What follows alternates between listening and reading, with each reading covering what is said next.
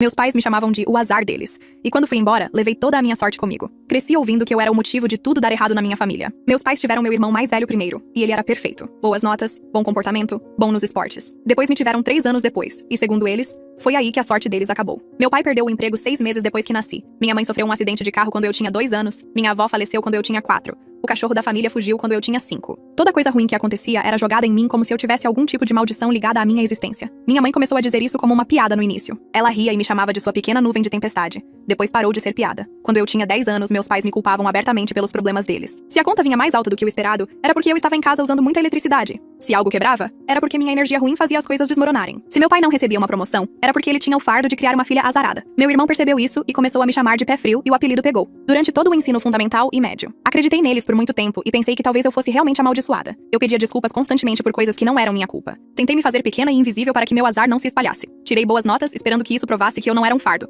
Consegui um emprego aos 16 anos. E pagava minhas próprias roupas e material escolar para que eles não pudessem dizer que eu estava drenando o dinheiro deles. Nada do que fiz mudou a forma como me viam. Quando eu tinha 17 anos, meu irmão foi aceito em uma boa faculdade. Meus pais deram uma festa enorme para ele e convidaram todos os amigos. Eles se gabavam de como ele seria bem-sucedido. E os deixaria orgulhosos. Quando fui aceita na mesma faculdade 1 ano depois com uma bolsa melhor, minha mãe disse que provavelmente não duraria porque as coisas sempre desmoronavam para mim. E meu pai disse que eu deveria ir para uma faculdade comunitária e poupá-los da vergonha quando eu inevitavelmente falhasse. Eu fui mesmo assim, saí de casa aos 18 anos com 2 malas. E uma conta bancária que eu vinha enchendo secretamente há anos. Meus pais não me ajudaram na mudança. Meu irmão não se despediu. Minha mãe disse para eu ligar quando precisasse voltar para casa. Porque sabia que eu voltaria. Eu não liguei. A faculdade foi difícil, mas não por causa do azar. Foi difícil porque tive que desaprender tudo o que meus pais me ensinaram sobre mim mesmo. Fiz amigos pela primeira vez. Amigos de verdade que não me tratavam como uma maldição. Entrei em clubes e estudei coisas com as quais realmente me importava. Reprovei em uma prova uma vez. E minha colega de quarto disse que estava tudo bem e que estudaríamos mais na próxima vez. Ela não me culpou por estragar nada. Ela apenas me ajudou a melhorar. Me formei com honras. Consegui um emprego em um escritório de arquitetura em uma cidade a 4 horas da minha cidade natal. Subi de cargo durante 5 anos e me tornei gerente de projetos. Comprei um pequeno apartamento com meu próprio dinheiro. Adotei um gato que não fugiu. Namorei alguém que realmente gostava de estar perto de mim. Tudo o que meus pais disseram que desmoronaria. Permaneceu inteiro porque eu construí sozinha, sem as vozes deles na minha cabeça. Enquanto isso, as coisas pioraram em casa. A bebida do meu pai cobrou seu preço e ele perdeu outro emprego. A saúde da minha mãe piorou porque ela se recusava a ir ao médico até que os problemas se tornassem emergências. Meu irmão largou a faculdade depois de 2 anos e voltou para casa. Ele não conseguia manter um emprego e passava a maior parte do tempo jogando videogame em seu quarto de infância. O menino de ouro acabou sendo ouro de tolo. Eles nunca ligaram os pontos. Continuaram esperando que eu falhasse. Minha mãe ligava uma vez por ano no meu aniversário e perguntava como eu estava me aguentando, e ela dizia isso como se esperasse que eu estivesse lutando. Quando eu disse a ela que fui promovida, ela disse que eu não deveria ficar muito confortável, porque coisas boas não duram para pessoas como eu. Quando eu disse a ela que comprei meu apartamento, ela perguntou em quanta dívida eu estava. Quando eu disse a ela que estava feliz, ela riu e disse: "Dê tempo ao tempo." Parei de contar coisas a ela. Parei de retornar as ligações. 3 anos atrás, meu irmão precisou de uma cirurgia e meus pais não podiam pagar. Meu pai me ligou pela primeira vez em anos. E ele não perguntou como eu estava. Ele apenas disse que precisavam de dinheiro. E já que eu aparentemente tinha tanto agora, eu deveria compartilhar com a família que me criou. Fiquei olhando para o meu telefone por 20 minutos depois de desligar. Minhas mãos ainda tremiam por ouvir a voz do meu pai exigir dinheiro como se eu lhes devesse algo. O número 15.000 continua se repetindo na minha cabeça como um disco arranhado. 3 anos de silêncio. E é isso que o quebra. Nem um pedido de desculpas ou mesmo um olá. Apenas um valor em dólares e a expectativa de que eu pague. Meu peito parece apertado de uma maneira que não sentia desde que saí de casa. Aquele mesmo sentimento esmagador de ser culpada por existir. Coloco o telefone na mesa de centro e fico olhando para ele como se pudesse tocar novamente, como se ele pudesse ligar de volta para dizer algo pior. A sala de estar fica mais escura à medida que o sol se põe. E eu não me incomodo em acender as luzes. Minha gata pula no sofá ao meu lado e eu coço atrás das orelhas dela automaticamente, focando no pelo macio em vez da raiva, crescendo na minha garganta. Celian chega do trabalho por volta das 6h30 e me encontra sentada no mesmo lugar, ainda segurando meu telefone, embora eu o tivesse colocado na mesa antes. Devo tê-lo pego de volta sem perceber. Ele larga a bolsa na porta e vejo seu rosto mudar enquanto observa a sala escura e minha expressão. Conto a ele sobre a ligação. E as palavras saem planas e mecânicas. Como se eu estivesse lendo uma lista de compras em vez de explicar como meu pai acabou de exigir dinheiro depois de anos me tratando como se eu fosse amaldiçoada. Celian senta ao meu lado e seu maxilar se aperta daquela maneira que faz quando ele está com raiva, mas tentando não demonstrar. Ele pergunta o que meu pai disse exatamente. E eu repito a conversa palavra por palavra porque já está gravada na minha memória. O rosto dele muda de preocupação para algo mais duro, protetor, e de alguma forma isso me faz sentir menos louca por estar tão chateada. Ele pergunta se estou bem, e a pergunta me faz pausar porque eu realmente não sei a resposta. Parte de mim quer gritar, parte de mim se sente culpada. Até por estar com raiva, e outra parte apenas se sente triste e cansada. Digo a ele que não tenho certeza, e ele acena como quem diz: "Isso faz todo o sentido." Ficamos sentados em silêncio por alguns minutos,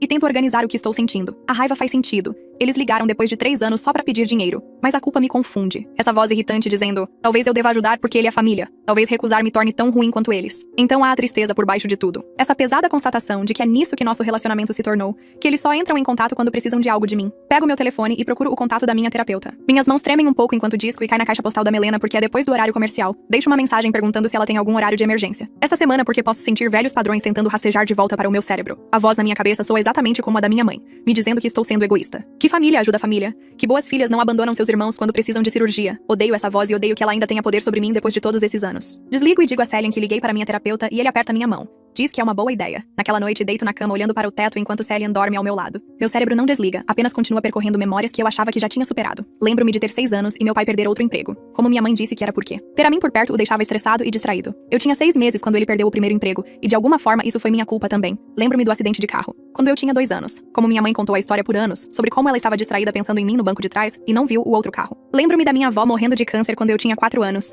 E meus pais falando sobre má sorte seguindo nossa família, olhando para mim quando diziam isso como se eu tivesse, pessoalmente, dado a doença a ela. As memórias continuam vindo. Cada uma um pequeno corte que nunca cicatrizou completamente. E percebo que estou chorando sem fazer nenhum som. O escritório de Melena liga de volta na manhã seguinte enquanto estou me arrumando para o trabalho. A recepcionista diz que ela teve um cancelamento às 14 horas se eu puder ir. Ligo no trabalho, dizendo que estou doente, algo que nunca faço. E passo a manhã andando pelo meu apartamento tentando me distrair. Limpo a cozinha que já está limpa. Organizo minha estante por cor. Depois por autor, depois volto para a cor. Começo 3 programas diferentes no streaming e não consigo me concentrar em nenhum deles. Quando finalmente chega a hora de sair, chego ao escritório. 15 minutos mais cedo e sento no meu carro ensaiando o que quero dizer. Entro no escritório dela sentindo que voltei no tempo, como se eu fosse a jovem ansiosa de 23 anos, que começou a terapia em vez da mulher de 28 anos que pensava ter a vida resolvida. Melena gesticula para a cadeira familiar, e eu me sento já sentindo as lágrimas se acumularem. Ela pergunta o que aconteceu e eu conto sobre a ligação, sobre a voz do meu pai depois de 3 anos, sobre a exigência de dinheiro, sobre tudo. As palavras jorram por 15 minutos seguidos, e ela apenas ouve, ocasionalmente acenando com a cabeça, me deixando colocar tudo pra fora. Quando finalmente paro de falar, ela espera um momento. Então pergunta o que eu realmente quero fazer. Não o que eu acho que deveria fazer, ou o que me tornaria uma boa pessoa, mas o que eu genuinamente quero. Admito que já pesquisei a condição de Curtis online. Passei 1 hora na noite anterior lendo sites médicos sobre a cirurgia que ele precisa. É real e é necessário.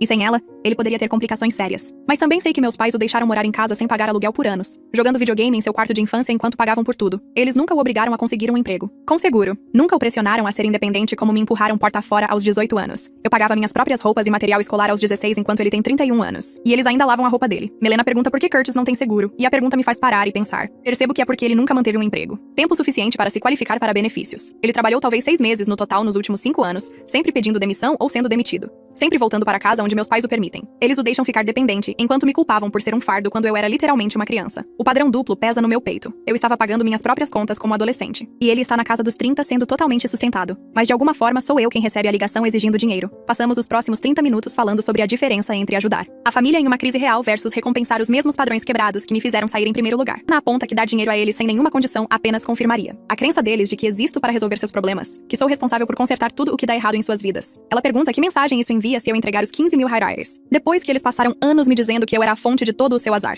Eu não tinha pensado nisso dessa maneira, mas ela está certa. Seria como concordar com eles. Como aceitar que eu lhes devo algo pelo fardo de criar sua filha amaldiçoada. Saio da terapia com a tarefa de escrever exatamente o que estou disposta a oferecer. E quais são meus limites antes de responder ao meu pai. A ideia de estabelecer termos em vez de apenas dizer sim ou não parece estranha e assustadora. E talvez um pouco poderosa. Melena me lembra que eu posso decidir que tipo de relacionamento tenho com eles, que não preciso aceitar o papel que me atribuíram. Dirijo para casa pensando em como seria uma ajuda razoável. Algo que não me faça sentir como se estivesse me traindo, mas também não abandone completamente Curtis quando ele está doente. Naquela noite, Celian chega em casa por volta das 19h e me encontra sentada à mesa da cozinha com meu laptop aberto e um caderno coberto de pensamentos rabiscados. Ele larga sua bolsa de trabalho e vem me beijar no topo da cabeça. Antes de perguntar o que eu quero para o jantar, digo que não me importo muito, e ele sugere pedirmos do lugar tailandês na rua de baixo, já que nenhum de nós sente vontade de cozinhar. Enquanto esperamos a comida chegar, ele se senta à minha frente e pergunta como estou lidando com tudo. Fecho meu laptop e admito que estive andando em círculos o dia todo tentando descobrir qual é a coisa certa a fazer. Ele estende a mão sobre a mesa e pega a minha, lembrando-me de que pode não haver uma resposta certa clara, mas isso não significa que eu não possa estabelecer limites sobre o que estou disposta a oferecer. A comida chega e comemos à mesa, em vez de na frente da TV como costumamos fazer. Entre garfadas de pé, digo a ele que continuo pensando em Kurt, realmente precisando da cirurgia, e como parece errado simplesmente ignorar isso completamente. Celian acena e diz que entende.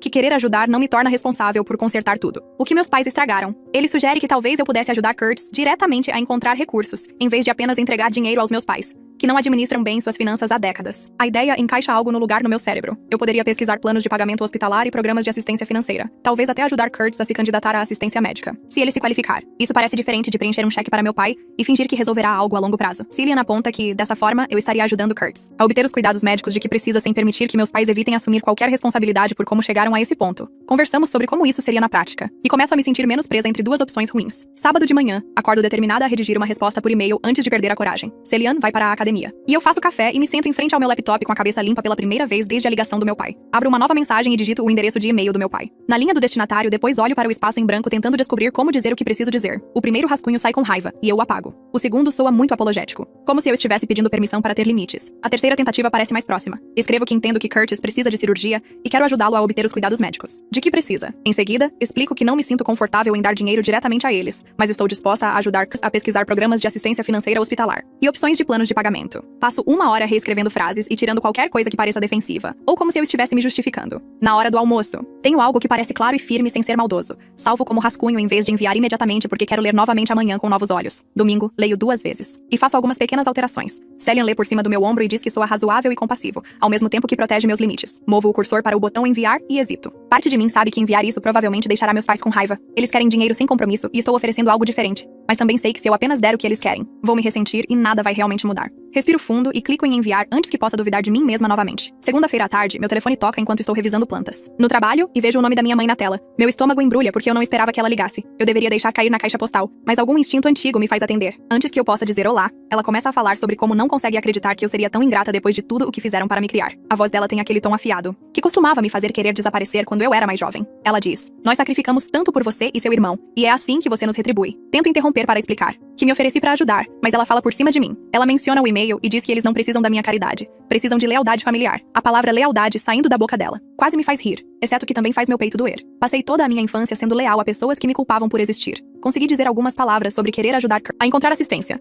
E ela me interrompe novamente, dizendo que isso não é ajuda real. Ajuda real seria preencher um cheque e confiar neles para lidar com isso. Posso ouvir meu pai dizendo algo, ao fundo, mas não consigo distinguir as palavras. Minha mãe muda de tática e começa a listar todas as vezes que falhei com eles enquanto crescia. Ela traz à tona a vez em que tirei um B em matemática. Na 6ª série, como se fosse uma decepção massiva em vez de uma nota normal. Ela menciona a peça da escola em que não fui escalada na 8ª série como evidência de que eu não estava me esforçando o suficiente. Ela distorce cada momento normal da infância em prova de que eu era defeituosa de alguma forma. Sinto-me ficando mais quieta ao telefone. Minhas respostas ficando mais curtas. É como se eu tivesse 14 anos novamente, sentada à mesa da cozinha enquanto ela explica por que a máquina de lavar louça quebrada está de alguma forma conectada à minha energia ruim. Odeio estar caindo nesse padrão, mas não consigo me impedir de encolher. Então ela diz algo que faz meu corpo todo paralisar. Ela diz que eu provavelmente tenho muito dinheiro sobrando, já que não tenho filhos drenando meus recursos como o Curtis drenou os deles. A maneira casual como ela culpa um filho por nascer e precisar de coisas quebra algo solto no meu peito. Eu realmente rio alto e isso surpreende a nós duas. O riso não é feliz. É o som de algo finalmente estalando depois de ser dobrado demais por muito tempo. Ela pergunta o que é tão engraçado, com aquela voz fria. E eu digo a ela que esse é exatamente o problema. Ela ainda está culpando outras pessoas por suas próprias escolhas. E cansei de fazer parte disso. Minha voz treme, mas continuo falando. Digo que passei a vida inteira sendo culpada por coisas que não podia controlar e não vou fazer isso mais. Ela tenta interromper como sempre faz, mas desta vez não deixo. Falo por cima dela e explico que ajudarei Curtis diretamente a encontrar recursos e opções de pagamento, mas não entregarei dinheiro para permitir que continuem se recusando a assumir a responsabilidade por sua situação.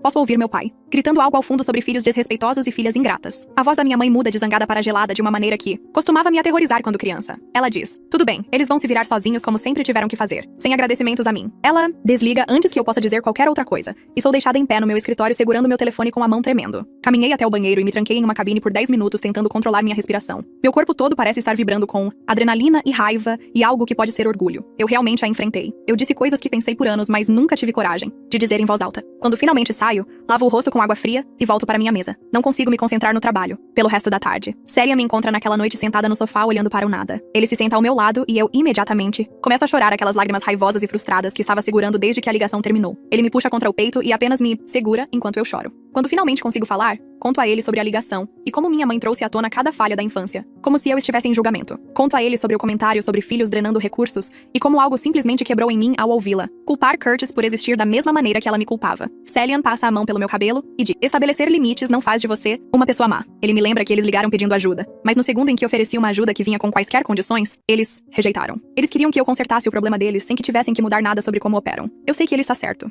mas ainda dói. Alguma parte de mim continuava esperando que eles pudessem me surpreender e realmente ouvir o que eu estava dizendo. Em vez disso, eles provaram que são exatamente quem eu sempre soube que eram. Passo o dia seguinte redigindo um e-mail para Curtis. Encontro o endereço antigo dele nos meus contatos de anos atrás e olho para a mensagem em branco por 20 minutos tentando descobrir o que dizer. Apago 3 versões diferentes antes de decidir por algo curto e prático. Escrevo que quero ajudá-lo diretamente a pesquisar planos de pagamento hospitalar e programas de assistência financeira. Listo alguns recursos específicos que encontrei online e me ofereço para ajudá-lo a se inscrever neles. Não menciono nossos pais ou o telefonema ou qualquer drama familiar. Mantenho o foco no problema real em vez de todas as emoções ao redor. Meu dedo paira sobre o botão enviar por mais 5 minutos antes de finalmente clicar. O e-mail desaparece e imediatamente me pergunto se o endereço ainda funciona ou se vai voltar. Verifico meu e-mail obsessivamente pelos próximos 3 dias. Cada notificação faz meu estômago pular, mesmo quando é apenas coisa de trabalho ou spam. Mantenho meu telefone perto de mim constantemente e acordo no meio da noite para ver se ele respondeu. Celian percebe que estou verificando meu telefone no jantar e pergunta se estou esperando algo importante. Conto a ele sobre o e-mail e ele aperta minha mão sobre a mesa sem dizer nada. No terceiro dia, recebo uma resposta. Curtis escreve de volta com apenas algumas frases agradecendo por oferecer, mas dizendo: nossos pais já encontraram outra solução. Ele não explica qual solução encontraram ou de onde veio o dinheiro.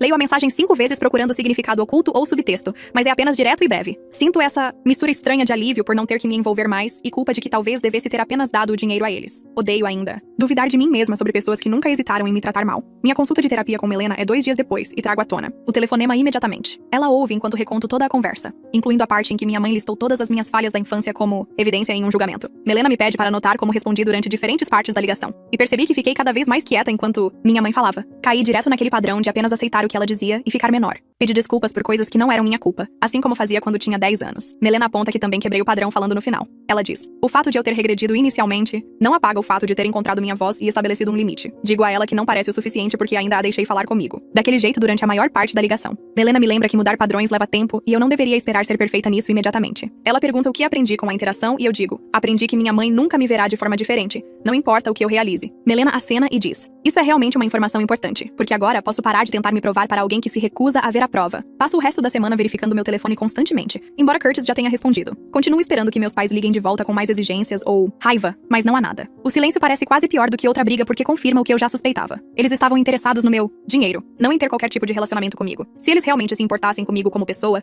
teriam entrado em contato ou pelo menos fingido se importar com como eu estava. Em vez disso, receberam um não e simplesmente desapareceram novamente. Conto a Melena sobre isso em nossa próxima sessão e ela pergunta como isso me faz sentir. Digo que me deixa triste, mas também meio livre, porque agora não preciso mais me perguntar se eles poderiam mudar. O trabalho se torna o lugar onde posso parar de pensar em tudo isso. Mergulho em um novo projeto projetando um centro comunitário e passo horas na minha mesa trabalhando nos detalhes. Fico até tarde 3 noites seguidas e chego cedo 2 vezes. Joaquim passa pelo meu escritório na sexta-feira à tarde e comenta que tenho feito muitas horas extras ultimamente. Ele pergunta se está tudo bem e sugere que eu tire um dia de folga na próxima semana. Percebo que tenho usado o trabalho para evitar lidar com meus sentimentos sobre toda a situação familiar. Agradeço e prometo tirar a segunda-feira de folga. Embora a ideia de ter um dia inteiro sem nada para me distrair pareça horrível. Alissa me pega na sala de descanso naquela tarde e pergunta se quero almoçar. Vamos a um lugar na rua de baixo e pedimos saladas que mal tocamos. Enquanto conto tudo a ela, explico sobre ser o bode expiatório da família, a cirurgia do meu irmão e a ligação do meu pai exigindo dinheiro. Conto a ela sobre o telefonema com minha mãe e como finalmente a enfrentei, mas ainda me sinto culpada. Alissa ouve sem interromper e, quando termino, ela me diz que não tem contato com o pai há 6 anos. Ela diz que a culpa nunca desaparece completamente,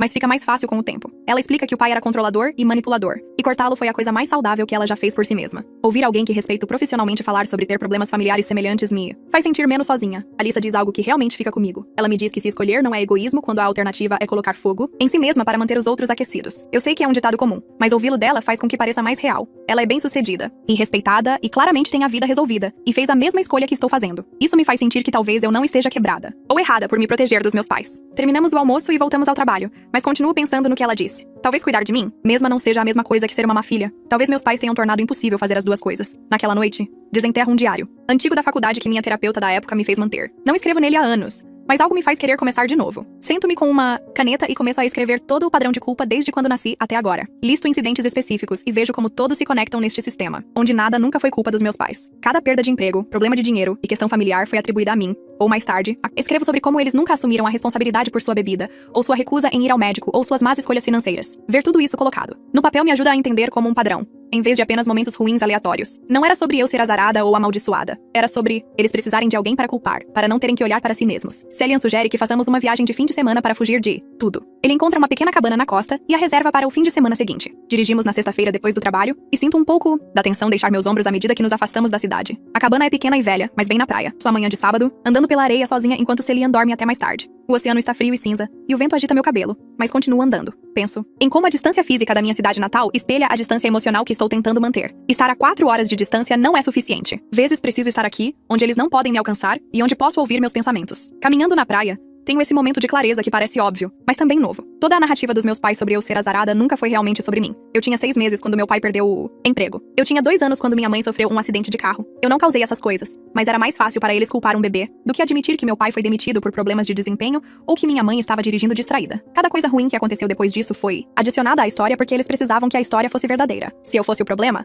então eles não precisariam mudar nada sobre si mesmos. Eles poderiam continuar tomando más decisões financeiras e se recusando a lidar com sua saúde e culpando tudo em sua filha azarada. A constatação não faz doer menos, mas faz sentido. Nunca foi sobre mim, sempre foi sobre eles. Volto para o meu condomínio e procuro nos meus contatos até encontrar o número de Ri. Não nos falamos há meses porque a vida ficou ocupada e ambas pretendíamos ligar, mas nunca o fizemos. Ela atende no terceiro toque, parecendo surpresa e feliz em me ouvir. Passamos os primeiros 10 minutos colocando o papo em dia sobre coisas básicas como o novo emprego dela, minha promoção e como está a gata dela. Então conto a ela sobre toda a situação com meus pais ligando por dinheiro e a cirurgia de Curtis e como estou tentando descobrir o que devo a eles depois de tudo. Rie ouve sem interromper, e quando termino, ela me lembra do primeiro ano, quando pedi desculpas à nossa vizinha de dormitório, por respirar muito alto. Ela diz que eu costumava pedir desculpas por existir, e agora estou estabelecendo limites com pessoas que passaram 18 anos me fazendo sentir inútil. Ela me diz que está orgulhosa de quão longe cheguei, e eu não percebi o quanto precisava ouvir isso até as palavras me atingirem. Conversamos por mais 1 hora sobre tudo e nada, e é bom apenas existir com alguém que me conhecia quando eu ainda estava aprendendo a ser uma pessoa. Perto do final da ligação, Rie menciona que vai ficar noiva no próximo mês e planeja um casamento na primavera. Ela pergunta se eu serei madrinha, e digo sim imediatamente sem pensar nisso. O pedido me enche dessa alegria pura que não tem nada a ver com o drama da minha família. Esta é a minha vida agora. Essas são as pessoas que me escolheram e eu as escolhi de volta. Depois que desligamos, sento no meu sofá me sentindo mais leve do que em semanas. No dia seguinte, estou limpando meu armário,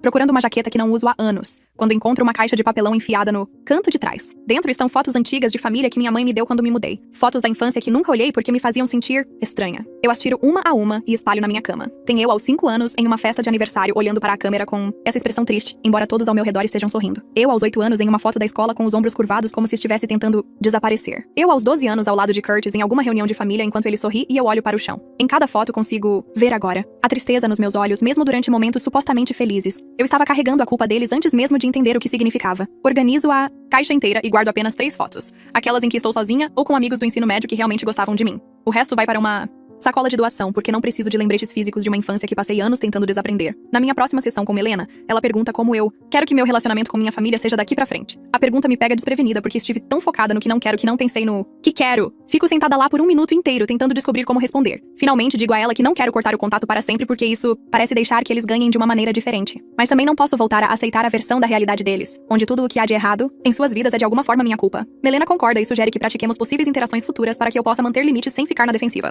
Ou tentar mudar a opinião deles. Passamos o resto da sessão encenando diferentes cenários. Melena interpreta minha mãe me acusando de abandonar a família, e eu pratico responder, com calma, sem me explicar ou discutir. É muito mais difícil do que eu esperava. Cada vez que Melena lança uma acusação contra mim na voz da minha mãe, sinto-me ficando menor e mais quieta, como se tivesse 15 anos novamente. Repassamos a mesma conversa 5 vezes antes que eu consiga passar por ela sem me fechar ou ficar com raiva. Melena me diz que isso é normal, que anos de condicionamento não desaparecem apenas porque eu os entendo agora. Naquela noite, sento-me com meu laptop e começo a escrever uma carta que não pretendo enviar. Escrevo tudo o que gostaria de poder dizer aos meus pais sobre o dano que o bode expiatório causou. Escrevo sobre ter 10 anos e acreditar que era amaldiçoada. Sobre pagar meu próprio material escolar aos 16 anos porque não queria ser um fardo. Sobre me formar na faculdade com honras e ainda esperar que eles se orgulhassem de mim. Sobre construir uma vida inteira a 4 horas de distância. Porque não conseguia mais respirar na casa deles. A carta acaba tendo 4 páginas. E quando termino de escrevê-la, sinto essa pressão liberar no meu peito que eu não sabia que estava segurando. Salvo em uma pasta no meu computador e fecho o laptop. 1 mês se passa sem contato dos meus pais e quase esqueço de tudo. Então Curtis me envia um e-mail do nada com uma breve atualização de que sua cirurgia correu bem e ele está se recuperando em casa. O e-mail tem apenas 3 frases,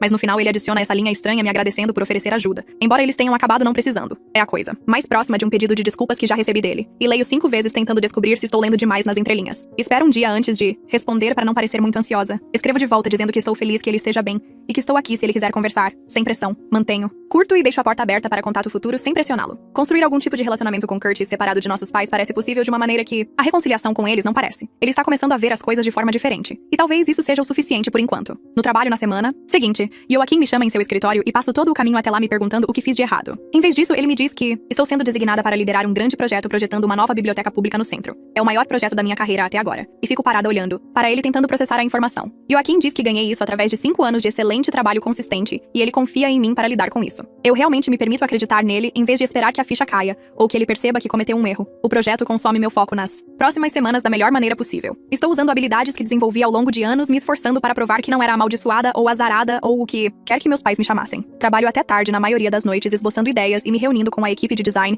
e apresentando conceitos ao cliente. No meio de uma apresentação, Me pego pensando que meus pais provavelmente diriam: esse sucesso não vai durar, algo vai desmoronar porque é isso que acontece comigo. Então, eu escolho conscientemente ignorar essa voz e continuar falando sobre paredes de suporte de carga e otimização de luz natural. O cliente adora o design. Joaquim me acompanha de volta à minha mesa após a apresentação e menciona que a equipe quer tomar uns drinks na sexta-feira para comemorar a conquista do projeto. Digo a ele que estarei lá, sentindo essa estranha mistura de orgulho e descrença de que estou liderando algo tão grande. Celian me manda uma mensagem naquela tarde perguntando como foi a apresentação, e eu envio de volta 3 emojis de celebração porque não confio em mim mesma para colocar em palavras sem soar muito animada. Ele responde imediatamente dizendo que deveríamos fazer algo especial neste fim de semana. 2 dias depois, ele me diz que fez reservas naquele lugar italiano no centro e convidou a Lisa, mais algumas pessoas do meu escritório. Passo 20 minutos olhando para o meu armário tentando descobrir o que vestir para um jantar de comemoração pelo meu próprio sucesso, o que parece ridículo, mas também meio agradável. Encontramos-nos no restaurante na sexta-feira à noite, e há aquele momento em que entro e vejo todos já sentados em uma mesa esperando por mim. Alissa acena para mim, e Celian puxa a minha cadeira como se fosse algum tipo de evento formal. Joaquim pediu aperitivos para a mesa,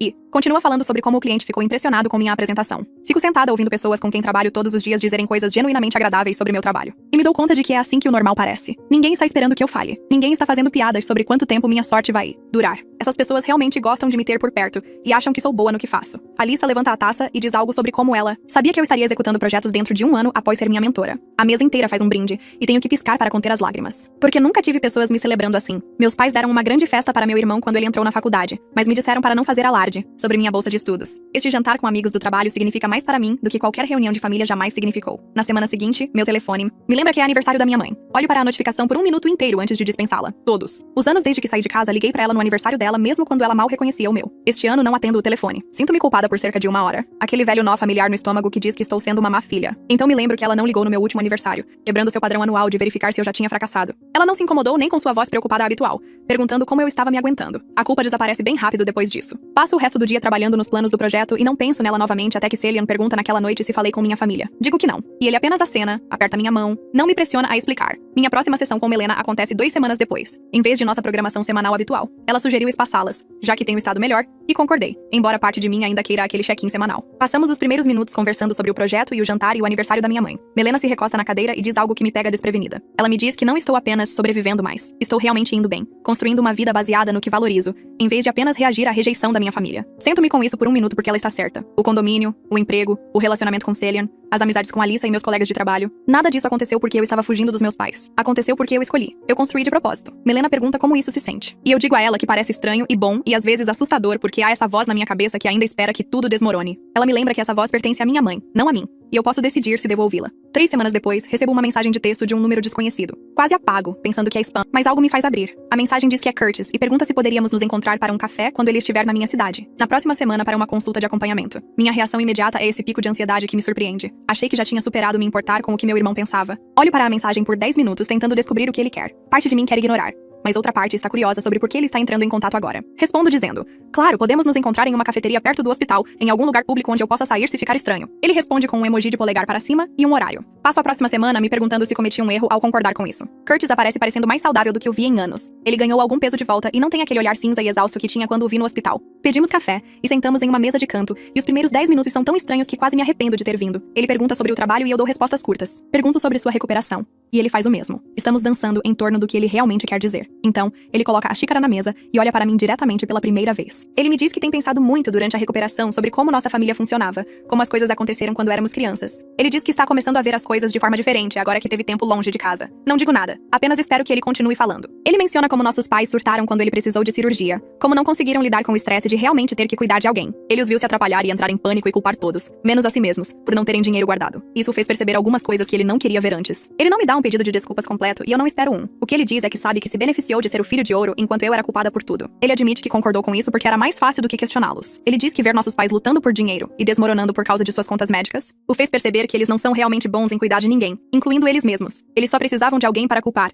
E eu era conveniente. Agradeço a honestidade dele mais do que esperava. Não preciso que ele rejeite completamente nossos pais ou valide cada coisa que passei. Apenas ouvi-lo reconhecer que a dinâmica familiar era confusa e que ele desempenhou um papel nela parece suficiente. Acabamos conversando por quase 2 horas. Muito mais do que eu planejei. Conversamos sobre a faculdade e como ele largou. Sobre os anos que passou na casa deles jogando videogame porque não sabia o que mais fazer. Ele pergunta sobre minha vida agora. E realmente ouve quando conto sobre o escritório de arquitetura em meu condomínio. Antes de partirmos, concordamos em manter contato. Talvez construir algo novo em vez de tentar consertar um relacionamento entre irmãos que nunca existiu realmente em primeiro lugar. Perto do final de nossa conversa, Curtis menciona que finalmente está procurando um emprego real. Ele tem se candidatado a lugares e tem algumas entrevistas agendadas. Ele diz que nossos pais estão chateados com ele querendo se mudar, que continuam dizendo que ele não está pronto ou que deve economizar dinheiro primeiro. Percebi sentada lá, ouvindo-o, que eles precisam de alguém pra gerenciar e controlar. Quando saí, eles ainda tinham Curtis, mas agora que ele está ficando mais saudável e querendo independência, eles estão perdendo o controle. Sem mim lá para culpar, Curtis tornou-se o alvo de maneiras diferentes. Não o bode expiatório exatamente, mas o projeto, a pessoa sobre a qual poderiam pairar e tomar decisões. Ele está começando a ver isso agora e quer sair. Depois que Curtis vai embora, sento no meu carro por alguns minutos antes de dirigir para casa. Então ligo para Melena, mesmo não sendo nosso dia de sessão. Ela atende e conto sobre o encontro.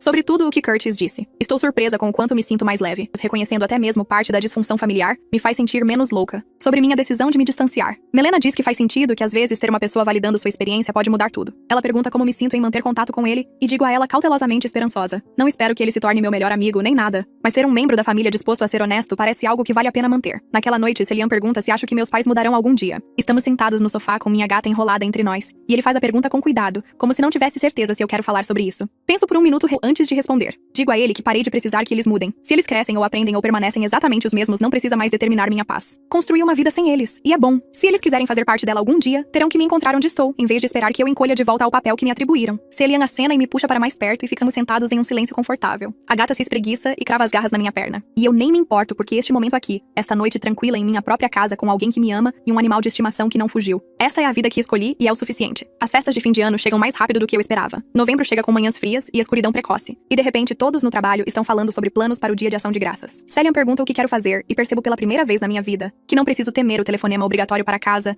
ou me sentir culpada por não aparecer. Digo a ele que quero organizar algo em nosso lugar. Convidar pessoas que realmente querem estar perto de nós. Ele sorri e começa a fazer uma lista de amigos para convidar. Passamos uma semana planejando o cardápio e limpando o apartamento. E me pego realmente animada em vez de ansiosa. A lista traz vinho e pãezinhos caseiros. 2 colegas de trabalho de Celian aparecem com sobremesas. Minha gata se esconde debaixo da cama na primeira hora. Depois rasteja lentamente para investigar todas as novas pessoas. Nós nos amontoamos em torno da minha pequena mesa de jantar, que mal cabe todo mundo, e passamos os pratos estilo família. E parece quente e real de uma maneira que os feriados na casa dos meus pais nunca foram. No meio do jantar, Alissa reabastece sua taça de vinho e pergunta como estou lidando com tudo isso. Gesticulando para a mesa como se quisesse dizer mais do que apenas a comida. Levo 1 minuto para pensar na minha resposta porque ela merece honestidade. Digo a ela que estou triste pelo que poderia ter sido, pela família que deveria ter tido, mas não tive. Mas não estou disposta a sacrificar meu bem-estar mais por pessoas que se recusam a me ver claramente. Ela levanta o copo e diz: essa é a coisa mais saudável que eu vi o ano todo. Todos os outros levantam seus copos também. E brindamos a família escolhida e as novas tradições. E sinto algo se estabelecer em meu peito que estava inquieto há anos. Meu telefone vibra durante a sobremesa e quase ignoro, mas algo me faz verificar.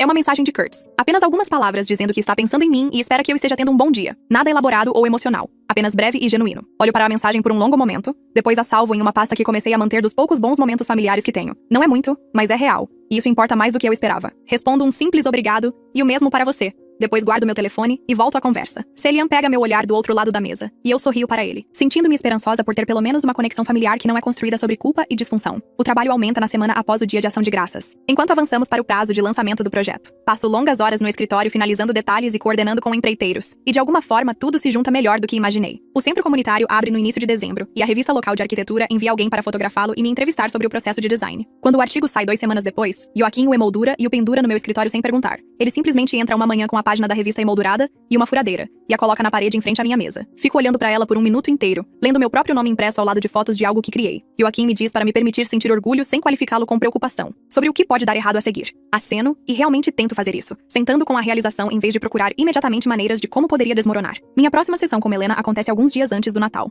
Temos nos encontrado a cada 2 semanas desde toda a situação da cirurgia de Curtis, mas ela abre esta sessão perguntando se acho que estou pronta para reduzir para check-ins mensais. A pergunta me pega desprevenida. Penso nos últimos meses e percebo que a crise familiar não destruiu a estabilidade que construí. Lidei com isso sem desmoronar, ou reverter para velhos padrões por mais do que breves momentos. Digo a ela: sim, acho que estou pronta. E ela sorri como se já soubesse minha resposta. Passamos o resto da sessão falando sobre como serão os check-ins mensais e quais sinais de alerta observar. Isso pode significar que preciso de apoio mais frequente novamente. Saindo do escritório dela, sinto orgulho de uma maneira diferente do artigo da revista. Este orgulho é mais silencioso e profundo sobre o trabalho emocional que ninguém vê, mas que importa tanto quanto. Celian e eu estamos lavando louça uma noite quando ele traz à tona o futuro de uma maneira que parece diferente do nosso planejamento vago habitual. Ele pergunta se pensei em ficar noiva. E minha reação imediata é me verificar em busca de pânico sobre amaldiçoar nosso relacionamento. Mas o pânico não vem. Seco um prato e digo a ele honestamente que pensei nisso e não me sinto mais assustada. Aprendi que minha presença na vida das pessoas não é um fardo, mas um presente. Ele para de lavar e olha para mim com essa expressão que não consigo nomear, e diz que deveríamos falar seriamente sobre isso. Passamos a próxima hora no sofá mapeando como queremos que nossas vidas sejam. E é fácil e emocionante, em vez de pesado com pavor sobre o fracasso inevitável. Escrevo a carta para meus pais em uma manhã de sábado, enquanto Sam está na academia. Já escrevi versões dessa carta antes, mas nunca as enviei. Sempre me convencendo a não fazer ou decidindo que o silêncio era mais seguro. Desta vez, mantenho breve e claro. Explico que estou aberta ao contato se eles puderem me respeitar como adulta, com minha própria vida, mas não aceitarei mais culpa ou manipulação. Descrevo limites específicos sobre que tipo de relacionamento estou disposta a ter e quais comportamentos não tolerarei. Leio 3 vezes, verificando se há algo que pareça que estou pedindo a aprovação deles ou tentando convencê-los de que sou digna. Então endereço um envelope e caminho até a caixa de correio. Antes que possa mudar de ideia, a carta cai pela fenda com um baque suave e fico lá por um momento, sentindo-me mais leve e mais pesada ao mesmo tempo. 3 semanas se passam sem resposta. Verifico o correio todos os dias, embora tenha dito a mim mesma que não o faria. Celian pergunta se estou bem e percebo que realmente estou. O silêncio deles é uma resposta em si. Algumas pessoas não são capazes do relacionamento que mereço e isso é sobre eles, não sobre mim. Paro de verificar o correio obsessivamente e foco na vida que estou construindo em vez daquela que nunca terei com eles. Curtis liga em meados de janeiro e atendo no 3º toque. Ele soa diferente, mais enérgico do que o ouvi em anos. Ele me diz que recebeu uma oferta de emprego em uma empresa de suporte técnico e vai se mudar para seu próprio apartamento no próximo mês. A voz dele treme um pouco quando fala sobre isso. Nervoso, mas animado. E eu o encorajo genuinamente. Digo a ele que estou feliz por ele estar construindo sua própria independência. E falo sério. Conversamos por 20 minutos sobre sua busca por apartamento e seu novo emprego. E é a conversa entre irmãos mais normal que já tivemos. Antes de desligarmos, ele me agradece novamente por me encontrar com ele em novembro. E diz que o ajudou a ver as coisas com mais clareza. Digo a ele que ele fez o trabalho duro sozinho. Eu apenas ouvi. Após a ligação, sento-me em meu escritório em casa olhando para o artigo de revista emoldurado na minha parede. Minha gata pula no meu colo e começa a ronronar. E eu a acaricio distraidamente, enquanto penso em quão longe cheguei. Percebo que em algum lugar ao longo do caminho, parei de pensar em mim mesma como o bode expiatório da família. E comecei a me ver como alguém que sobreviveu a uma infância difícil e construiu algo bonito de qualquer maneira. A mudança de identidade parece enorme. Como entrar em uma versão de mim mesma que sempre quis ser, mas não achava que merecia. Não sou a filha amaldiçoada, ou o amuleto de má sorte, ou o fardo que eles tentaram me fazer acreditar que eu era. Sou apenas alguém que se recusou a aceitar a história deles sobre quem eu tinha que ser e escreveu uma melhor. Estou sentada no sofá na terça-feira à noite com os pés dobrados sob mim, observando Sam enxaguar os pratos do jantar na pia. Ele se vira e enxuga as mãos em um pano de prato. Depois caminha e senta ao meu lado sem dizer nada no início. Minha gata pula do braço do sofá e desaparece no quarto. Celian pega minha mão e sua palma parece quente contra a minha. Ele me diz que não quer esperar por algum momento perfeito, porque nossa vida regular juntos já é perfeita. Ele pergunta se eu me casarei com ele e sua voz é firme, mas sua mão treme levemente na minha. Digo sim, antes que ele termine a pergunta. Lágrimas já escorrendo pelo meu rosto. Ele tira um anel de prata simples do bolso e desliza no meu dedo. Ficamos lá chorando e rindo ao mesmo tempo. E penso em como este momento não é amaldiçoado, ou condenado, ou temporário. É apenas real e bom e meu. Passamos a próxima hora ligando para as pessoas para compartilhar a notícia. Rie atende no primeiro toque e mal consigo colocar as palavras para fora. Antes que ela grite tão alto que tenho que afastar o telefone do ouvido. Ela já está falando sobre cores de festa de noivado e opções de locais antes que eu possa dizer a ela que ainda não planejamos nada. Alissa nos parabeniza e diz que sabia que isso aconteceria porque nunca viu 2 pessoas se encaixarem tão naturalmente. Cada ligação parece fácil e feliz, sem qualquer peso de drama familiar, ou esperando que alguém me diga que não vai durar. Mando uma mensagem para que ligar parece muito formal para onde estamos na reconstrução de nosso relacionamento. Ele responde em minutos dizendo que está feliz por mim e perguntando se pode conhecer Celian em algum momento. Digito sim imediatamente e falo sério completamente. Ter um membro da família que está genuinamente tentando aparecer de forma diferente parece mais do que eu esperava ter. Nas próximas semanas, planejar o casamento se torna algo que realmente gosto, em vez de uma fonte de estresse sobre quem convidar ou quem pode arruinar as coisas. Celian e eu olhamos locais e rimos de suas ideias cada vez mais elaboradas. Escolhemos um pequeno espaço de jardim que parece íntimo e acolhedor. Faço uma lista de convidados de pessoas que realmente querem comemorar conosco, não pessoas que sou obrigada a incluir. Curtis manda mensagens ocasionalmente perguntando sobre detalhes e se oferecendo para ajudar na organização. Eu o adiciono à lista sem hesitação. Todo o processo parece leve e alegre, porque estou cercada por pessoas que me escolheram e eu as escolhi de volta. Percebo uma noite, enquanto endereço convites, que essa é a família que eu precisava o tempo todo. Não aquela em que nasci, que me tratava como um fardo, mas aquela que eu mesma construí com amigos e parceiros e o único irmão que decidiu fazer melhor. Isso não é má sorte ou uma maldição finalmente se quebrando, é apenas a melhor coisa que já fiz por mim mesma.